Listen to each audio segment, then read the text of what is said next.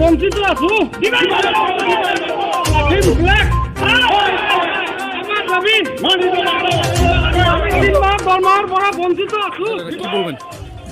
এইটোৱে আৰু মানে হেৰি চেম্পেলছ কোম্পানীটো কাম কৰি আছে আজি ভালে মানে কেইবছৰ হ'ল। তাৰপিছত মানে সিহঁতে মানে দৰমহা দিব পৰা নাই এতিয়ালৈকে 3-4 মাহ ৰানিং চলি আছে। তো মানে ষ্ট্ৰাইক কৰিছোঁ ঈদৰ পিছত ষ্ট্ৰাইক কৰিছোঁ। কৰাৰ পিছত মানে এতিয়ালৈকে দৰমহা দিয়া নাই।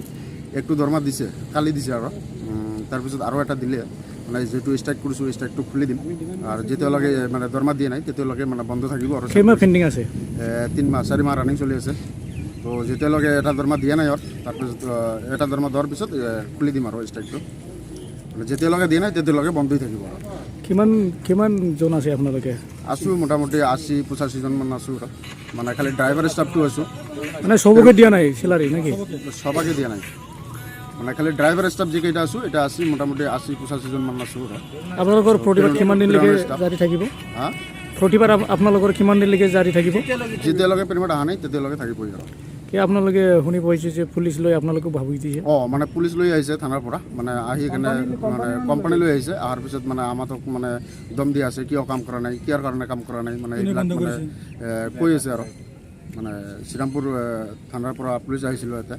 আৰু পিছত আমাদের মানে যেকেইটা ষ্টাফ আছিল তাহাঁতক মানে বুজি আছে বা কৈ আছে, সিহঁতক দম দি আছে বোলে কিয় কাম কৰা নাই এতিয়ালৈকে, কিয় বা খুলি দিয়া নাই ষ্ট্ৰাইকটো।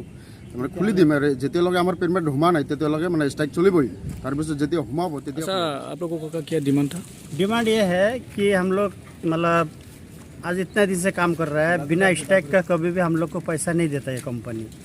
ईद में भी जो बकरीद है ना, बकरीद में भी हम लोग को पेमेंट नहीं दिया, खाली बोल रहा है कि देगा देगा देगा पेमेंट। तो शनिवार को भी बोल रहा है कि शनिवार को पेमेंट दे देगा, तो फिर वो भी पेमेंट नहीं हुआ। उसके बाद फिर हम लोग बोला कि 10 दिन के बाद एक पेमेंट दिया। तो 2-4 दिन पहले हम लोग बोला कि हम लोग को एक पेमेंट देने से नहीं होगा, क्योंकि हम लोग आदमी से कर्ज लेके ईद का खर्चा वर्चा किया है। हाँ, उसमें क्या है कि हम लोग को चलता नहीं है और ये लोग कंपनी हम लोग को पैसा वैसा देता नहीं है। बहुत तकलीफ में हम लोग गरीब आदमी हैं। हाँ, इसमें माँ बाप का मेडिसिन भी है, बच्चे का ट्यूशन है, लाइट बिल है, सब चीज़ हम लोग नहीं कर पा रहे हैं। हम लोग को बहुत तकलीफ हो रहा है। तो ये कंपनी हम लोग का कोई बात सुनता नहीं है। कौन सा कंपनी है? ये सिंपलेक्स कंपनी है। ऐसे ये सिंपलेक्स कंपनी है, कोई भी हम लोग का ये नहीं कर रहा है। हम लोग बहुत परेशान में है पैसे की वजह से। कितने दिन से नहीं मिला? करीब 3 महीने का था, तो अभी 1 महीने का दो दिन पहले कल डाला 1 महीने का डाला। तो हम लोग बोला कि 1 महीने का मत डालिए, कम से कम हम लोग का 2 महीना का डालिए। तो ये लोग कोई सुनता नहीं है, ज़बरदस्ती वाली बात है। तो हम लोग काम बंद रखा है। तो ये लोग क्या किया, थाना से पुलिस बुला के लेके आया हम लोग को परेशान करने के लिए। हाँ, तो फिर पुलिस भी समझा के गया, फिर वो भी चला गया पुलिस। तो अभी हम लोग कैसे काम करके बताइए, हम लोग गरीब आदमी हैं। तो हम लोग का डिमांड है कि एक सैलरी हम लोग का भी दे दे, हम लोग काम चालू कर देगा। तो ये लोग कोई सुनता नहीं है। अभी पुलिस वाले को बोला 1 महीने के बाद और मिलेगा पैसा। तो हम लोग कैसे काम करेंगे? अगर इनके पास अगर काम नहीं है, अगर नहीं चला पा रहा है, तो हम लोग को हर आदमी को हिसाब करके फाइनल करके हम लोग का जो पैसा दे दो, हम लोग अपना चले जाएंगे।